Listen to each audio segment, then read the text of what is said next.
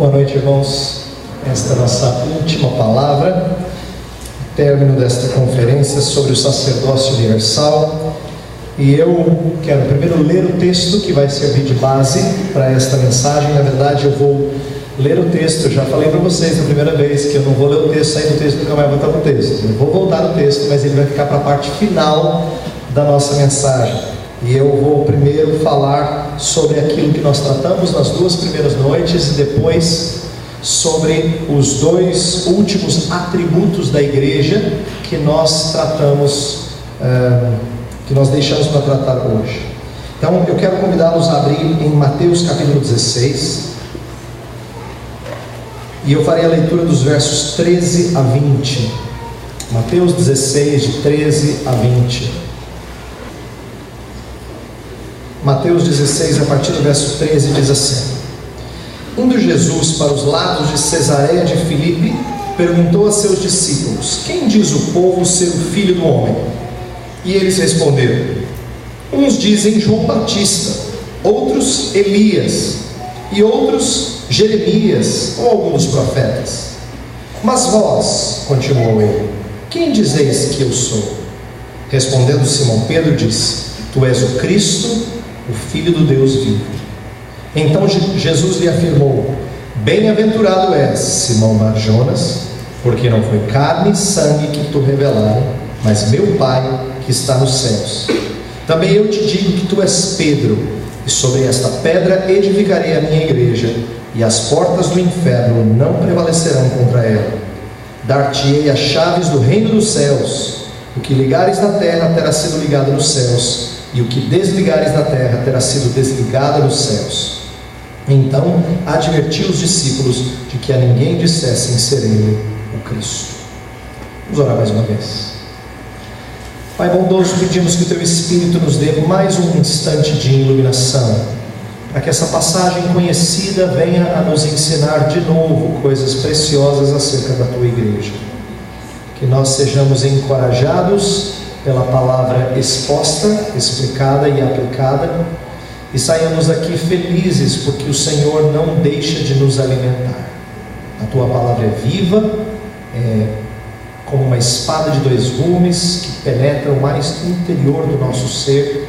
Queremos ser então encorajados por essa verdade, saber que ela nos expõe às fraquezas, mas nos sara e ergue a nossa vida. Então, abençoa-nos nesta noite, mais uma vez nós te pedimos em nome de Cristo. Amém.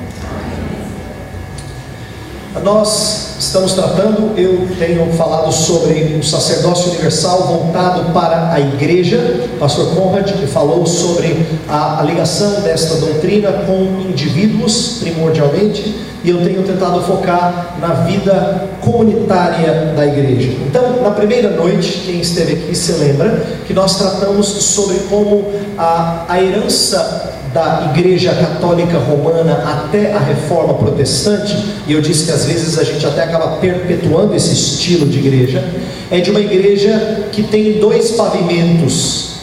Ela era chamada de mãe dos fiéis, e isso fazia com que as pessoas tivessem a impressão de que os fiéis não fazem parte da igreja. A igreja é uma estrutura e os fiéis estão embaixo dessa estrutura, se alimentando dela, mas eles não fazem parte. Aí eu expliquei como a reforma protestante, ela, sem quebrar totalmente com alguns ensinos da história da igreja sobre eclesiologia, sobre igreja, o estudo da igreja, ela enfatizou um outro elemento muito importante que era antigo, que é tratar da igreja como sendo a comunhão dos fiéis, dos santos, a comunhão dos santos, que é uma expressão que remonta lá aos primeiros credos. O credo niceno, constantinopolitano, falava dessa comunhão dos santos. E aí eu disse que então a diferença foi que, em vez de ter dois patamares, em vez de criar castas dentro da igreja, a igreja ela é uma igreja de pessoas que estão no mesmo patamar.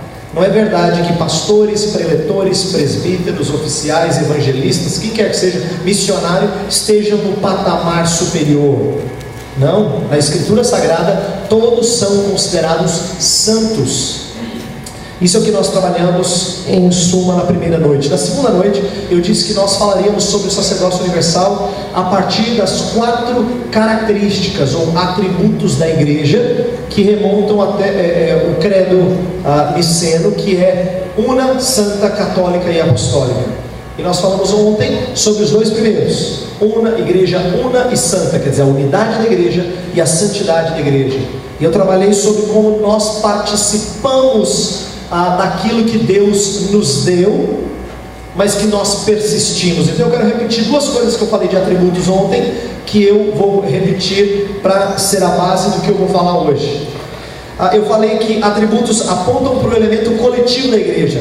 Não dá para você falar de unidade sozinho, né? Então é por isso que quando nós falamos de sacerdócio universal, sempre implica em servir outros. Mas o segundo ponto importante é que os atributos, eles são tanto dádivas de Deus, a gente recebe essas coisas de Deus. Então ontem eu falei, por exemplo, sobre a unidade do Espírito.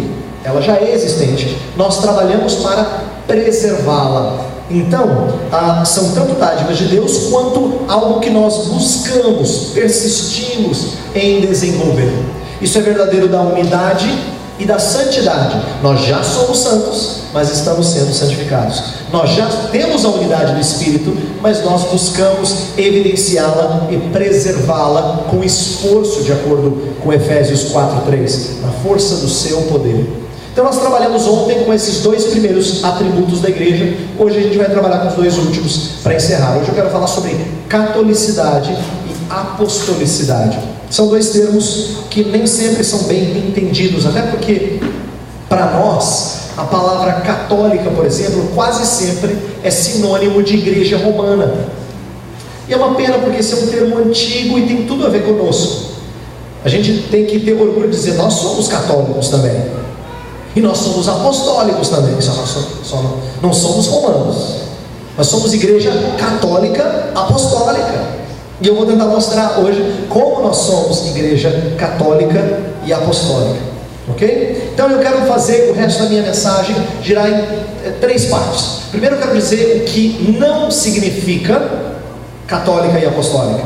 O que catolicidade e apostolicidade não significam conforme as Escrituras. E vou tentar explorar alguns entendimentos errados que foram levantados na história da igreja. Depois a gente vai tratar o que esses 2 termos significam.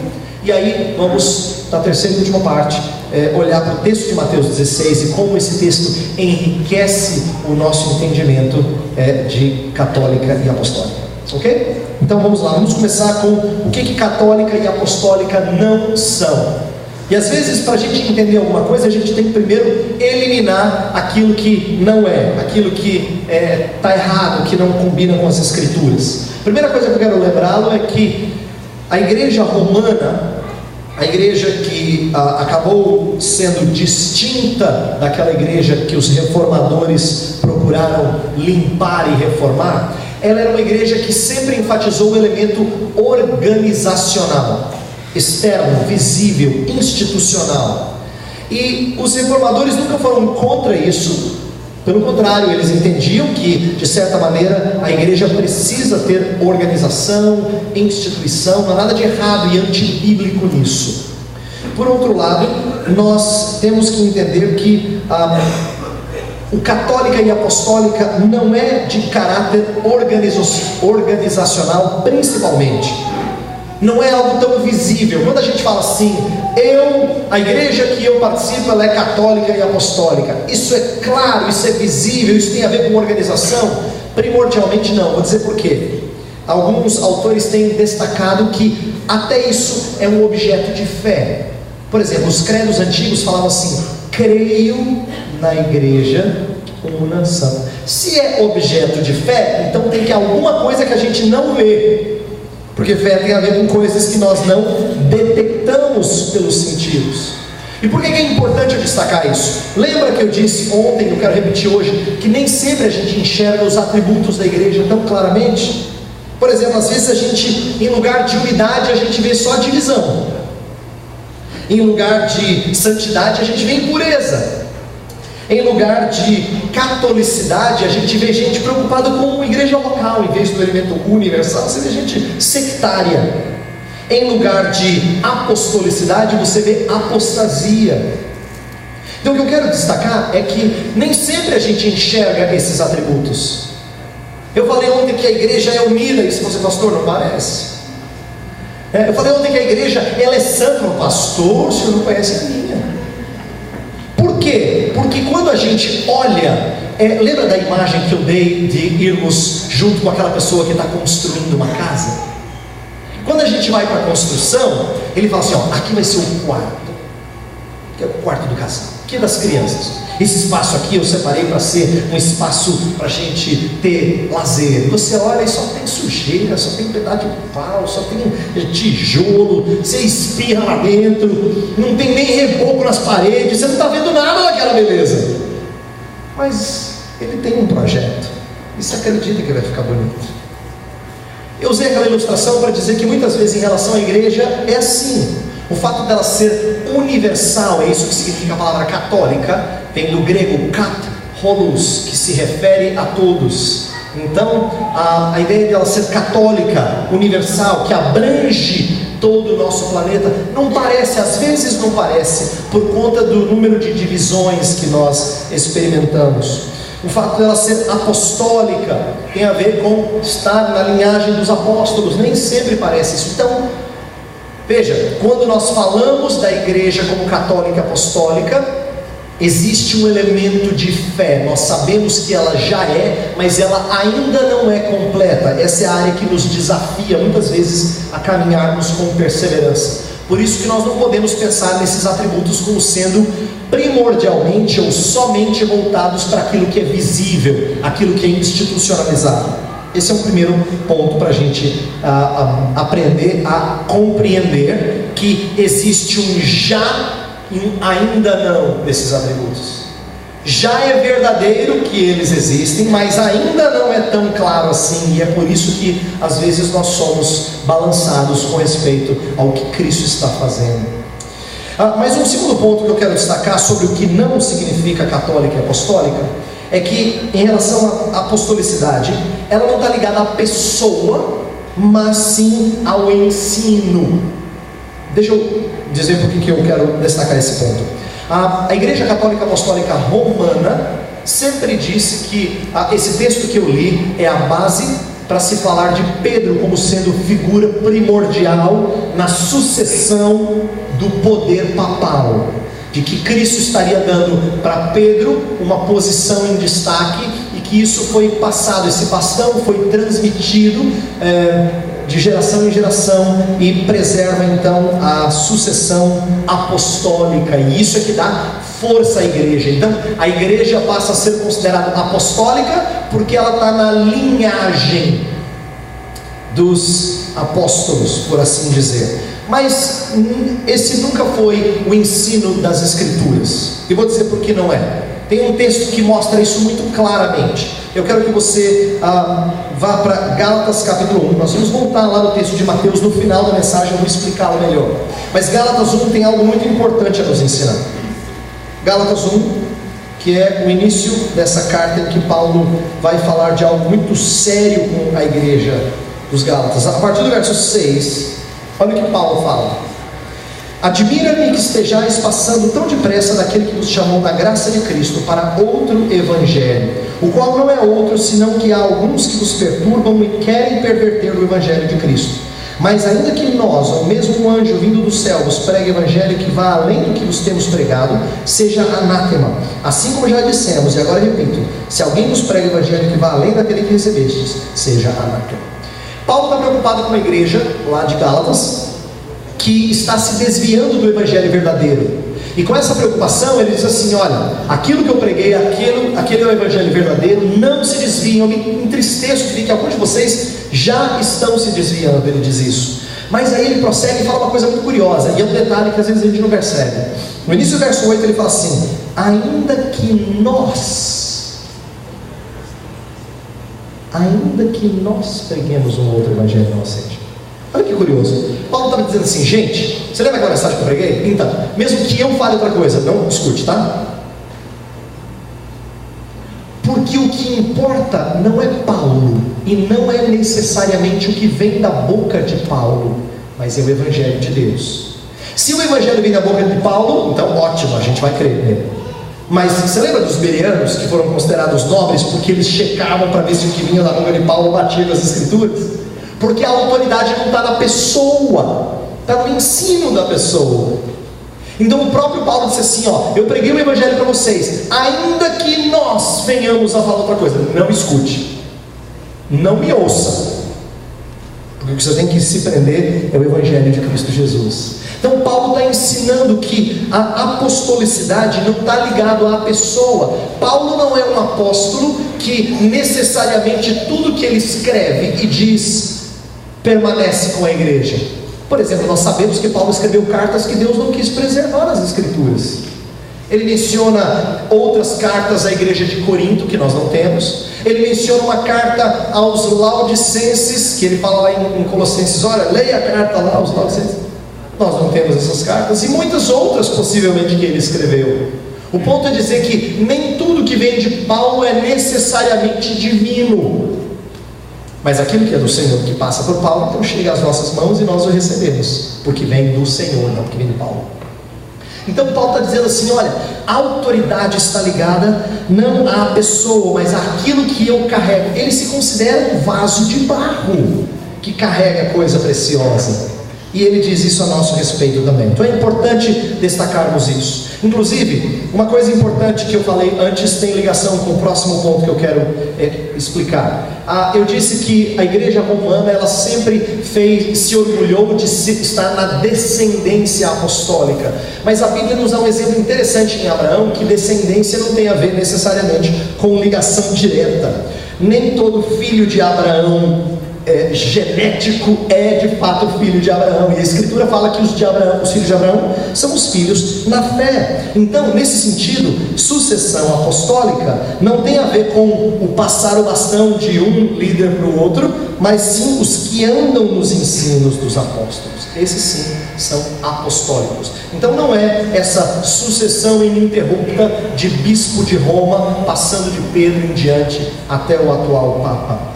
O que também nós podemos definir é que tem uma outra coisa muito inconsistente, que a primeira vez que eu li isso eu falei, gente, como é que eu nunca tinha percebido? Um autor que escreveu há mais de 100 anos atrás disse assim, os termos católica e romana são excludentes. Presta atenção, se é católica, não pode ser romana.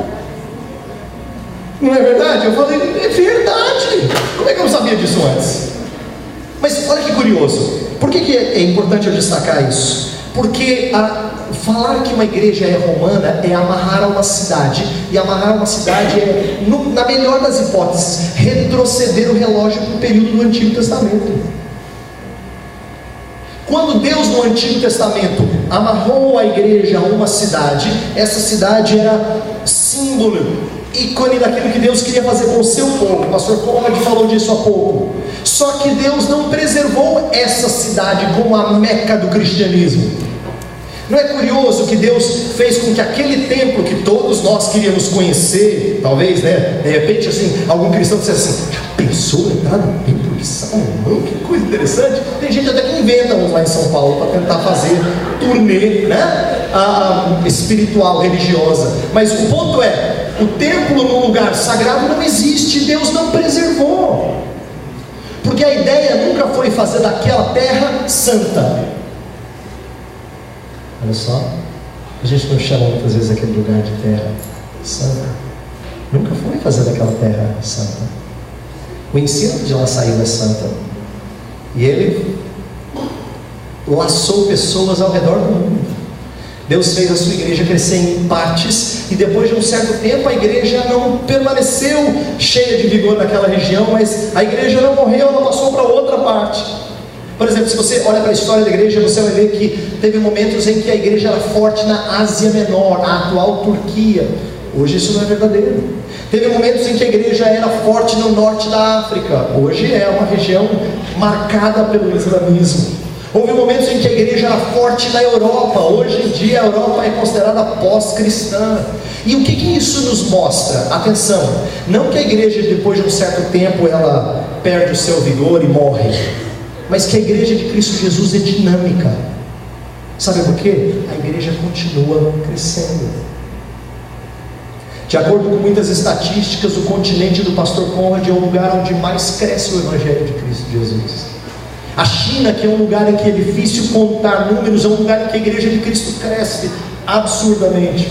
Mesmo o nosso continente, a América do Sul, tem um crescimento espantoso se a gente olhar as últimas décadas. O que isso mostra? Que a igreja de Cristo não está amarrada a uma cidade, ela é dinâmica.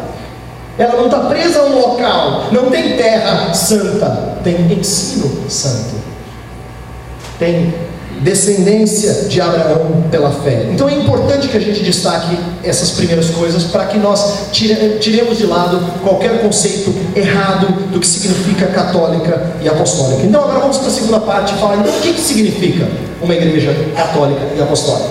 Se não é, por exemplo, de caráter organizacional principalmente, se não tem a ver com pessoa, se não tem a ver com sucessão ininterrupta desde os apóstolos, se não pode estar ligado a uma cidade, então o que é católica e apostólica? Eu quero aqui então ir mais adiante no ensinamento disso.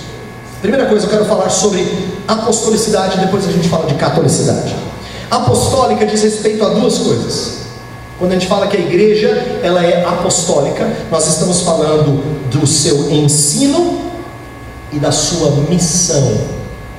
A igreja é apostólica quando ela persevera na doutrina dos apóstolos e ela continua a missão dos apóstolos. Esses são os dois elementos da apostolicidade. E aqui eu quero destacar primeiro a doutrina, mas também falar da missão, que a missão é a menos dita com respeito a esse atributo da igreja. Quero que você entenda que a igreja ela é verdadeira, ela marca, é um atributo da igreja verdadeira quando ela persevera na doutrina. Perseverar na doutrina aqui é um zelo pelo ensino correto, ortodoxo, sendo passado de geração em geração. Por exemplo, Paulo uma vez disse para Timóteo: Timóteo, encontre homens idôneos, para que aquilo que eu estou ensinando seja transmitido a esses homens idôneos. Quer dizer, a ideia era que Paulo estava passando bastante para Timóteo, e ele disse: Timóteo, não para por aí, faz a mesma coisa que eu estou fazendo com você, faça discípulos. A gente está acostumado a pensar em fazer discípulos como sendo primordialmente gente que vem à fé em Jesus, mas é muito mais amplo do que isso. Fazer discípulos é alguém entender a verdade de Deus com toda a riqueza do seu mestre e passar isso adiante. Então Paulo estava convocando Timóteo a continuar a transmitir a doutrina dos apóstolos. Então, uma igreja precisa ser preocupada com esse ensino ortodoxo. Esse é o primeiro ponto de apostolicidade.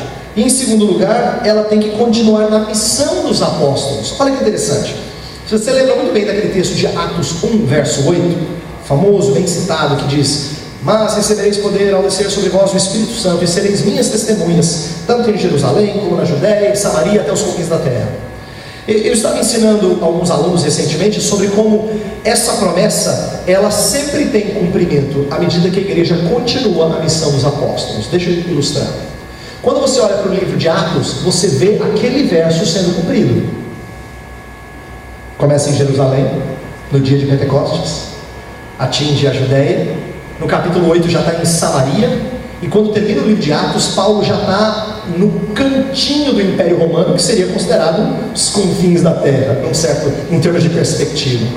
Só que depois que passou o Novo Testamento, nós vemos missionários levando isso a outros contextos, como por exemplo, cantos da terra fora do Império Romano, que ultrapassaram as barreiras geográficas para alcançar outros povos, bárbaros, por exemplo. Mas se você andar um pouquinho mais adiante, você vai saber, sabe que inclusive nosso Brasil foi alvo de gente vindo de muito longe lá da Europa para chegar e tentar disseminar o Evangelho aqui em tentativas distintas. Lá no século XIX começou um grande impulso missionário que permitia que as pessoas fossem aos vários cantos da terra. E de fato foram e alcançaram gente de toda parte. Mas hoje missionários falam sobre como nós vamos continuar indo adiante, alcançando mais pessoas, porque ainda tem etnias que não ouviram de Cristo.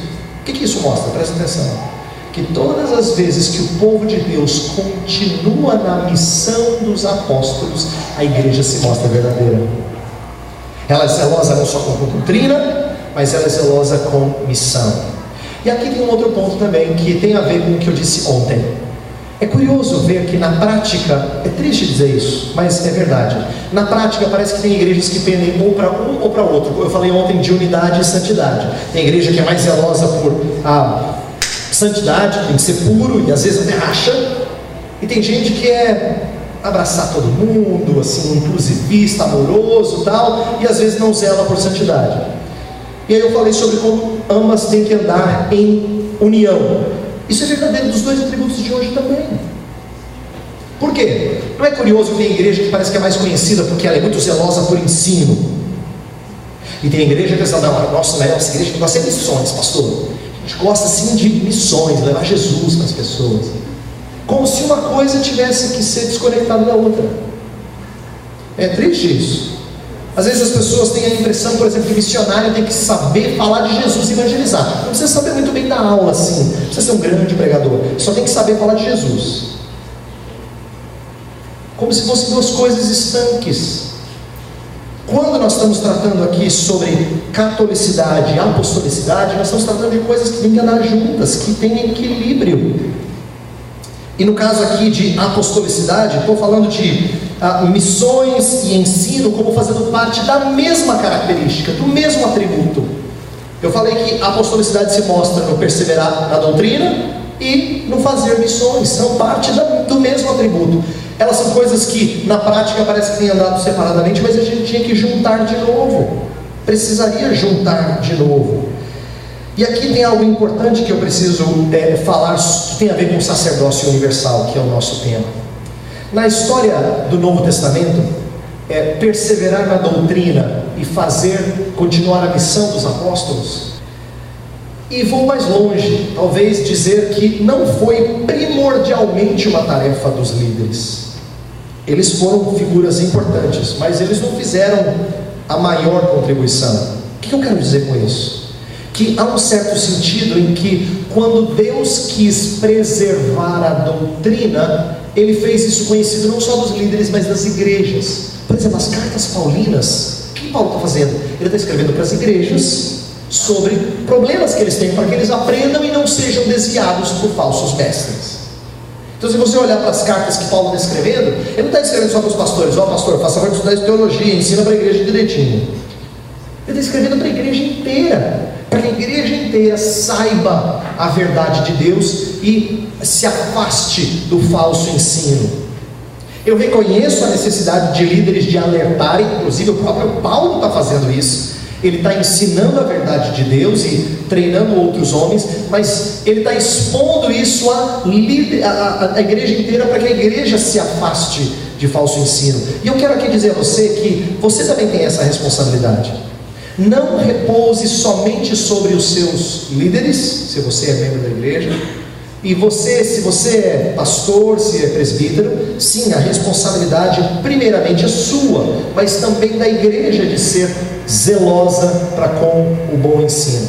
Na verdade, Deus é tão bondoso que às vezes quando os seus pastores e líderes se desviam, a igreja diz, não pastor, não dá para ficar com o senhor, mas não.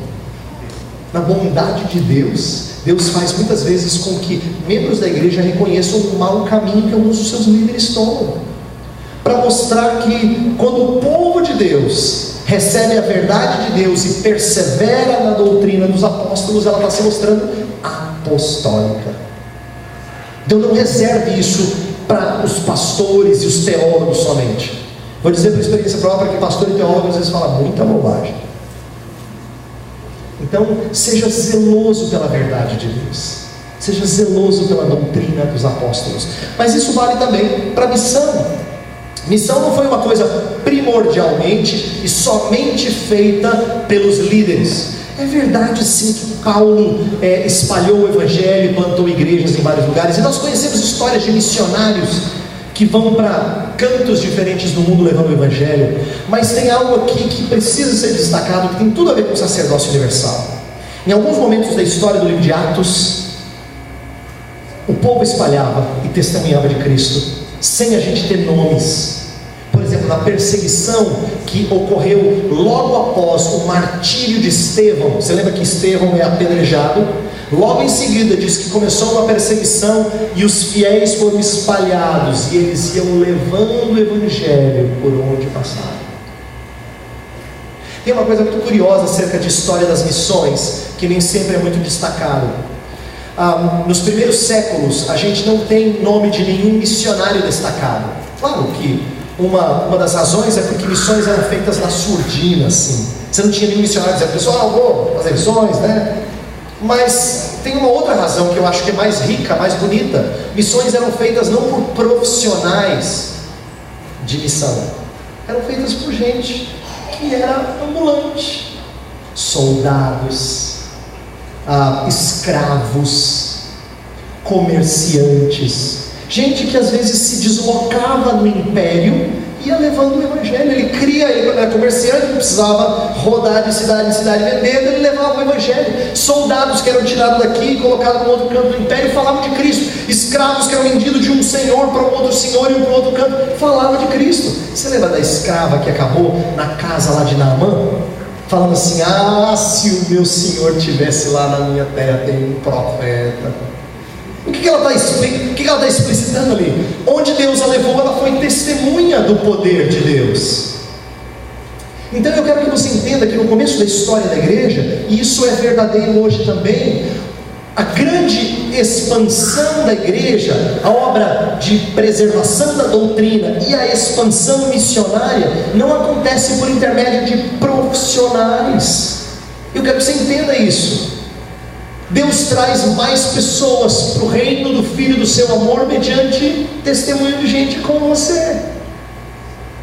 Deus tem feito isso, Ele fez isso no começo e Ele continua fazendo isso hoje. É lindo a gente falar do missionário fulano de tal, ou do pregador fulano de tal, que foi para tal país e fez tal trabalho, mas entenda que nós não destacamos aqueles que trabalham devagarzinho, trabalham de formiguinha, que vão trazendo pessoas a Cristo. O número é bem maior as pessoas que são alcançadas mediante os sacerdotes que Deus convocou. Então é importante a gente entender sacerdócio universal conectado com a apostolicidade.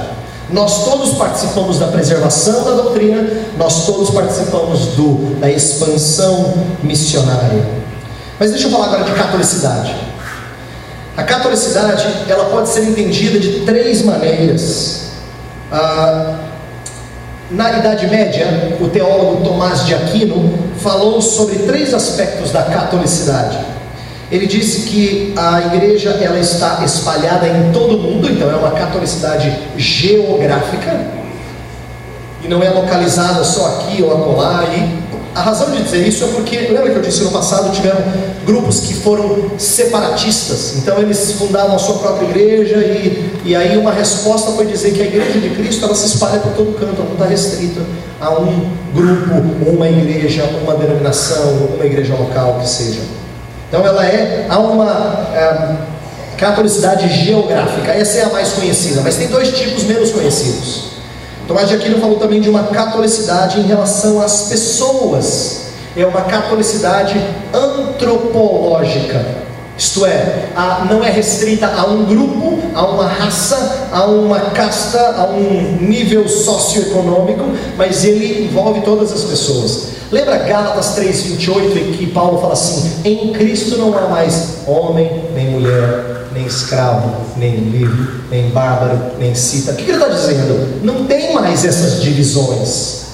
Paulo escreve para Filemon para receber Onésimo, o seu escravo, como irmão, não com aquela diferença. Lembra da casta?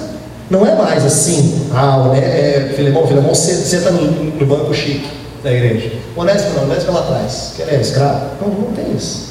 A comunhão dos santos. E Paulo escreve a Filemon para que ele entenda e trate o seu escravo assim. Então é importante que nós entendamos esse segundo aspecto. Catolicidade não é só no sentido geográfico, mas no sentido antropológico, de que envolve gente de toda tribo, povo, língua e nação, e gente de diferentes níveis sociais e níveis culturais e raças dentro de uma mesma nação. E tem um terceiro aspecto, que é o aspecto cronológico. Isto é, a igreja é católica não só porque ela se refere à amplitude dela nessa geração, mas ela está conectada com crentes de todas as gerações. Agora presta atenção. Essa foi a explicação de Tomás de Aquino antes da Reforma Protestante. Quando os reformadores começaram o seu trabalho, a igreja romana ela disse assim: vocês não são igreja verdadeira, porque vocês não são católicos. Era a acusação contra os reformadores. Porque para eles, catolicidade era o que estava acontecendo, por exemplo, quando os navios da Espanha ou de Portugal iam para um lugar e levavam consigo o clero. Então a igreja estava se tornando universal, né? Esse era o que eles alegavam. Não, vocês não são católicos. Mas aí os reformadores responderam com um conceito que Tomás de Aquino havia desenvolvido, dizendo assim: olha, nós estamos ligados sim à igreja de todas as gerações. Tanto é que uma das coisas que os reformadores sempre fizeram com muito cuidado foi mostrar que eles não estavam desconectados de crentes do passado. Eles viviam citando homens que escreveram sobre as escrituras de várias gerações. Eles estavam conectados a essa igreja. Então eles eram sim igreja católica. Eles usaram um sentido cronológico de catolicidade. Então veja a riqueza dessa verdade, de que nós fazemos parte de uma igreja católica no sentido geográfico, antropológico e cronológico. Agora, isso aqui tem implicações muito interessantes para o sacerdócio. Não pelo que você tem que fazer, mas pelo privilégio que você recebe. Deixa eu lembrar do sacerdócio do Antigo Testamento. No Antigo Testamento, para você ser sacerdote, você tinha que fazer parte de uma tribo. Você tinha que ser da tribo de Levi. Quem não era da tribo de Levi não podia ser sacerdote. Mas não só isso, você tinha que pertencer a um grupo seleto, porque nem todo levita era sacerdote. Então presta atenção na seletividade de sacerdotes antes. Agora, Deus tornou o sacerdócio tão universal que agora tem sacerdote de tudo quanto é tribo. Tem sacerdote de tudo quanto é tribo, de tudo quanto é idade, inclusive. Não é? Tem sacerdote mais velho, tem sacerdote criança, tem sacerdote branco, tem sacerdote negro, tem sacerdote índio, tem sacerdote a 12 horas de avião daqui, tem sacerdote do nosso lado. A ideia do sacerdócio universal, ela explicita de uma maneira bela como a igreja é católica, ela é universal, tanto no aspecto geográfico, como no aspecto antropológico, de cobrir pessoas de raças e níveis sociais e culturais diferentes, mas também cronológico. Nós fazemos parte de uma igreja que tem milhões de pessoas no tempo, e ainda terão alguns a serem alcançados. Por exemplo, o autor aos Hebreus fala lá no capítulo 11 que aqueles fiéis citados, lembra os heróis da fé? Aqueles fiéis não alcançaram a promessa porque ainda não seriam aperfeiçoados enquanto nós, ele diz, a geração atual, fôssemos colocados juntos. A ideia de que a igreja do passado e a igreja do presente estão sendo trazidas para formar uma só igreja. Lá no livro de Apocalipse tem um momento muito interessante em que alguns mártires estão falando com Deus diante do seu trono. Está no capítulo 6, falam assim: Senhor, até quando o Senhor vai deixar as coisas desse jeito? Aí a resposta de Deus é: esperem até que sejam completados o número daqueles que hão de ser mortos por esse evangelho. A ideia é que o Senhor Deus está dizendo para estes irmãos que já foram levados, que eles ainda vão ser completados. Olha que curioso, é gente morta dizendo que gente que ainda está viva faz parte da mesma igreja. Faz parte da mesma igreja. Isso aqui é algo precioso, rico, que a gente precisa dizer. Sabe por quê? Porque significa que a igreja, ela não é desconexa de gerações, e não deve ser. A gente tem que aprender a conectar a igreja com gerações passadas, e as gerações atuais precisam aprender a comungar juntos. Se nós estamos falando de uma igreja que é católica, inclusive cronologicamente, a gente tem que gostar de coisa antiga, e os mais antigos têm que tolerar coisas novas, para a gente expressar catolicidade nessas coisas. Nós não podemos estar presos ao nosso tempo. Sabe quando a gente se mostra preso ao nosso tempo? Quando a gente é saudosista. Quando a gente fala assim, mocidade boa foi aquela do meu tempo. Aquilo era mocidade. Essa coisinha de hoje aqui, esses jovens. Isso é desprezo para com gerações. Nós fazemos parte da mesma igreja. Então a gente tem que tomar muito cuidado para não idealizar uma geração como sendo mais especial do que outra. Nós fazemos parte de uma igreja católica, tanto assim, isto é, em termos geográficos, como de diferentes raças e grupos, como também no tempo. Agora eu quero voltar para o texto de Mateus 16, à medida que a gente encerra. Mateus 16, a partir do verso 13, que é o nosso texto base, diz algumas verdades que eu quero destacar para a gente encerrar. Olha só, preste atenção na pergunta que Jesus faz a eles, para a gente entender como é que isso tem a ver com o tema que a gente está tratando. Jesus chega para eles e fala assim: quem diz o povo ser o Filho do Homem? Presta atenção, Jesus não perguntou aos discípulos o que é que os seus inimigos pensavam dele. Ele não perguntou em relação aos inimigos, porque Jesus não está interessado em ouvir o que os inimigos pensam dele. Ele quer que os discípulos se destaquem dentre o povo, para ver se de fato eles entendem quem é Jesus. Qual é a aplicação para a gente? Presta atenção, o povo seguia Jesus. Eles são, de certa forma, a igreja visível. São aqueles que estão vindo aqui, estão gostando da mensagem, ouvem e falam: que beijo, que sermão, que coisa linda, mas que talvez não entendam Jesus como de fato ele tem que ser entendido. E aí por isso é que Jesus pergunta para eles: quem diz o povo ser o Filho do Homem? E aí as diferentes respostas mostram interesse por Jesus. Veja que ninguém fala alguma coisa negativa. Quem está respondendo a opinião do povo é a opinião de gente que tem simpatia por Jesus, porque eles falam assim: alguns dizem João Batista, quer dizer, um grande profeta recente ali, que eles achavam que talvez tivesse ressuscitado. Outros dizem Elias, outro grande profeta do Antigo Testamento. Outros dizem Jeremias, outros dizem outros profetas. Então não é nenhuma opinião negativa. Não está falando de fariseu e escriba que achava que Jesus fazia pelo poder de Beelzebul. Não é nada disso. É gente que tinha simpatia por Jesus, mas que não tinha um conceito correto de Jesus Cristo. Aí Jesus se vira para eles: mas vós, quem dizeis que eu sou? E aí Simão Pedro responde com aquela famosa frase: tu és o Cristo, o Filho do Deus vivo. O que eu quero que vocês compreendam é que nesse momento Jesus está tentando distinguir o entendimento correto, para que a igreja verdadeira seja trazida à tona em meio àquilo que parece igreja. Lembra que eu falei de igreja invisível e visível desde a primeira noite? Aqui é um exemplo de que muitos que seguiam a Jesus não iam necessariamente continuar seus discípulos. Não é curioso que todas as vezes, presta atenção nisso, porque foi algo que eu aprendi que fez muito sentido para mim. Todas as vezes que Jesus estava fazendo alguma coisa, como ensinar ou fazer milagres, sempre tem 3 reações.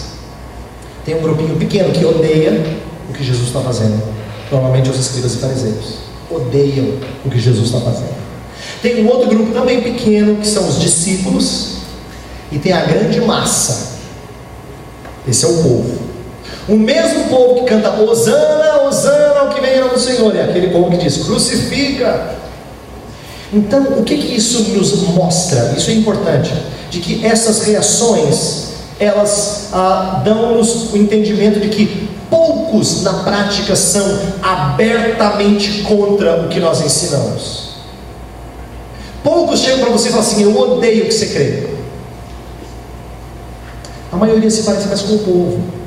Puxa, eu respeito a sua fé. Olha, eu acho bonito quem tem assim uma religião. Presta atenção, na maioria das pessoas com quem nós convivemos, ele vai falar com simpatia até daquilo que você crê, mas ele é parecido com o povo. Na hora que a coisa pega, ele fala crucifica. Esses 3 grupos que estão reagindo ao ensino de Jesus, eu creio que ilustram muito bem como é que as pessoas reagem diante do ensino bíblico.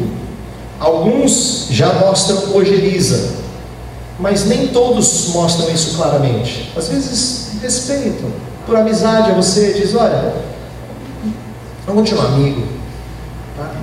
Você para de falar, eu paro de incomodar, né? E tem aqueles poucos que abraçam. E Jesus está tentando pensar e distinguir aqueles que são verdadeiros discípulos. E é por isso que ali a frase de Pedro cai como uma luva. E Jesus fala assim: bem-aventurado és, Simão Bar-Jonas. Não é porque você sabe muito de teologia, não. Porque não foi carne nem sangue que tu revelaram, mas o meu Pai que está nos céus. Então Jesus ali está expressando a sua alegria de ver que Pedro sabia aquelas coisas. Não porque ele era mais inteligente, não porque era um homem treinado, ele nem era treinado, lembra? Ele era um homem simples, um pescador que não tinha muito treinamento. Uma vez quando ele falou na frente do Sinédrio, lá no capítulo 4 de Atos, diz que os homens do Sinédrio se espantaram porque um homem sem cultura falava com tanta intrepidez. Ele não tinha cultura, mas ele teve aquela verdade compreendida, porque Deus revelou a ele. Aí vem um ensino importante para o nosso assunto. Jesus fala assim, verso 18: também eu te digo que tu és Pedro, e sobre esta pedra edificarei a minha igreja, e as portas do inferno não prevalecerão contra ela. O que essa frase mostra que é muito rica, e é um texto tão citado, tão importante? Jesus está mostrando os dois atributos aqui que eu quero trabalhar, que tem a ver com o que estou falando desde o início. Ele está mostrando a apostolicidade da igreja, quando ele fala do fundamento. Sobre esta rocha edificarei a minha igreja, tem a ver com a apostolicidade. E ele também está falando da catolicidade da igreja, à medida que ele fala da expansão dela, e as portas do inferno não prevaleceram contra ela. Quer dizer, ela cresce e se expande, tá? Então eu vou falar de apostolicidade e catolicidade. E eu quero aqui já então explicar algumas coisas acerca de apostolicidade. Lembra que eu disse que esse texto não tem a ver com Pedro ser a figura principal? Aqui, na verdade, muitos autores falam que talvez esteja se referindo ao ensino de Pedro. E eu acho que isso é verdadeiro. Mas eu não tenho dificuldades em dizer que aqui Jesus está falando de Pedro como representante dos apóstolos, que eles são o fundamento da igreja. Em Efésios 2:20, Paulo fala que a igreja está construída sobre o fundamento dos apóstolos e profetas. É a ideia de que eles lançam o fundamento e sobre eles a igreja é construída. Foram os homens usados por Deus para serem canais da revelação de Deus. E é por isso que eles, na função de canais da revelação, são o fundamento da igreja. A igreja, ela é calcada sobre os apóstolos. E por que Pedro não pode ser destacado aqui dentre os apóstolos? Porque o que está no verso 19, olha lá: dar-te-ei as chaves do reino dos céus, o que ligares na terra terá sido ligado nos céus, e o que desligares na terra terá sido desligado nos céus. Essa mesma promessa é feita aos apóstolos em João capítulo 20, verso 23. Se você for para João 20, 23, você vai perceber que não é só Pedro que recebeu essa dádiva, que recebeu essa responsabilidade. João 20, 23. Vou ler o 22 e 23. E havendo dito isto, soprou sobre eles e disse-lhes: recebei o Espírito Santo. Se de alguns perdoados os pecados, são-lhes perdoados; se lhes retiverdes, são retidos. A ideia de estar solto, perdoado e retido é a mesma coisa aqui do ligar e desligar. É o mesmo sentido. Ligar e desligar é alguém estar amarrado a alguma coisa ou solto, livre desta responsabilidade. Então o mesmo conceito é dito de todos os apóstolos. Jesus estava ali falando com os apóstolos coletivamente. Então não é Pedro que é destacado aqui, são os apóstolos que são o fundamento da igreja. E sobre o ensino apostólico nós prosseguimos. Lembra que eu falei? Tanto perseverando na doutrina, quanto continuando a missão. Perseverando na doutrina e continuando na missão. E a segunda coisa que esse texto diz, que agora tem a ver com a catolicidade, é a maneira como esse reino cresce. Verso 18, voltando para o nosso texto de Mateus 16, verso 18 fala que as portas do inferno não prevalecerão contra ela. Essa frase sempre foi alvo de diferentes interpretações, e alguns dizem que o reino de Deus vai vencer sobre o império das trevas e tal, e isso tem respaldo em outros textos bíblicos, mas eu acho, olhando para diferentes intérpretes, eu acho que a maneira mais fiel é de interpretar esse texto não como portas do inferno, no sentido de império das trevas, mas o lugar do Hades, Hades como sendo representação do lugar dos mortos.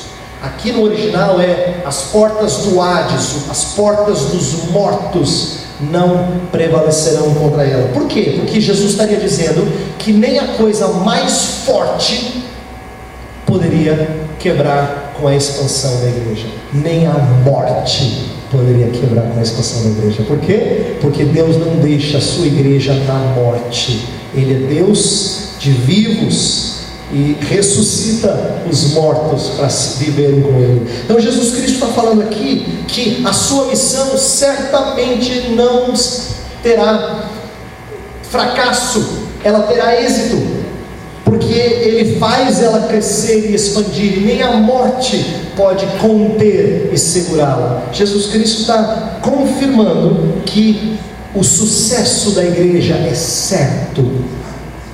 O sucesso da igreja é certo. Agora eu quero terminar dizendo por que isso é importante. Porque ao falar de sacerdócio real aqui, durante toda essa conferência, eu não quero que você saia daqui dizendo: é isso mesmo, pastor, carrega a gente cheia de vigor para a gente ir lá e fazer a obra. A gente vai fazer a obra. Não, outro faz a obra. Você só pede o privilégio de participar. Curioso assim: posso participar? E tem coisa que o Senhor Jesus Cristo dá a você, e tem coisa que Ele não dá a você. Por exemplo, Ele não dá a você o poder de trazer gente dos mortos. Isso é dele. Isso é um privilégio, uma honra dele. E Ele traz êxito à sua igreja. Tanto é que a igreja é a única instituição no mundo que não perde seus membros. Não é curioso isso? A igreja não perde os seus membros. Por quê? Porque nem mesmo a morte separa de Cristo. Pelo contrário, para o cristão morrer é lucro. É lucro. Então, eu quero que você saia daqui não com o senso de que agora nós vamos arregaçar nossas mangas. Sacerdote assim, tem que trabalhar. Sim, tem que trabalhar, mas trabalhar certo de que a vitória do seu reino está garantida. Para aqueles que gostam de esporte, não é fácil jogar com um time bom? Você sabe do que eu estou falando? Sabe quando você está jogando com gente boa do seu lado? Você fala assim: nossa, está fluindo bem aqui, eu estou bem encaixado no time. Você faz parte do time mais vencedor da história. E Deus falou que você já é mais que vencedor. Então, que delícia participar de uma obra em que eu sei que o meu trabalho não é vão. Então eu quero que você volte para aquela cena lá da casa em construção. Quando você estiver desanimado, quando você olhar e falar assim: meu Deus, está tão longe para a casa ficar pronta. Como é que essa pessoa se empolga tanto, dizendo que aqui vai ser a sala, aqui vai ser a área de lazer?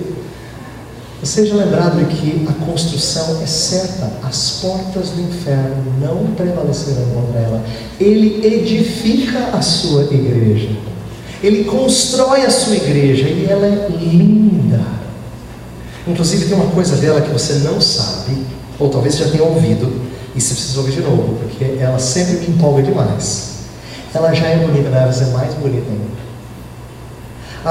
Eu gosto demais do texto de Efésios 5, que fala que Jesus Cristo, nós temos que amar, maridos amam as mulheres, assim como Cristo amou a igreja e se entregou por ela, para fazer o quê? Para deixá-la santa, pura, sem mácula nem ruga.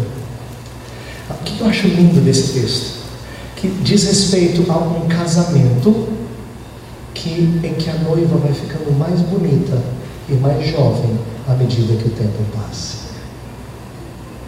Já pensou nisso? Em que o tempo não vai contra ela, vai a favor dela. Ela vai ficando cada vez mais linda, essa noiva. Ela vai ficando cada vez mais pura à medida que o tempo passa. O seu noivo olha para ela e fala assim: como você está bonita. Isso é verdadeiro. Que gostoso fazer parte de um reino em que à medida que o tempo passa, a noiva vai ficando mais linda e mais pura. Então, ao sair daqui nesse sábado, entenda que Deus está dando a você o privilégio de servir naquilo que já é vitorioso, é certo. Não tem derrota. Eu edificarei a minha igreja e as portas do inferno não prevalecerão contra ela. Vamos orar. Senhor Deus, nós te damos graças porque fomos colocados no reino de sacerdotes. Mas, mais do que nos sentir privilegiados por servir neste reino, nós queremos te louvar nesta noite, porque esse é um reino vitorioso, Senhor. Ele já venceu e continua vencendo, e não há o que possa detê-lo. Como é precioso saber que nem a morte tira soldados da batalha. Isto é, nós podemos não estar na igreja militante, mas já fazemos parte da igreja triunfante. E a igreja nunca perde membros, ela simplesmente vai acrescentando à medida que nós continuamos a missão dos apóstolos e perseveramos na doutrina dos apóstolos. À medida que a igreja vai alcançando pessoas de toda tribo, povo, língua e nação. Pai, nós queremos te louvar nesta noite, porque tudo isso acontece por ser orquestrado por ti. O Senhor é o nosso general, o Senhor é o nosso maestro, e nós fazemos parte disso porque o Senhor conduz tudo ao fim desejado. Louvado sejas, ó Rei, louvado sejas por fazermos parte desse reino e enxergarmos a beleza desta obra. Oramos em nome de Cristo. Amém.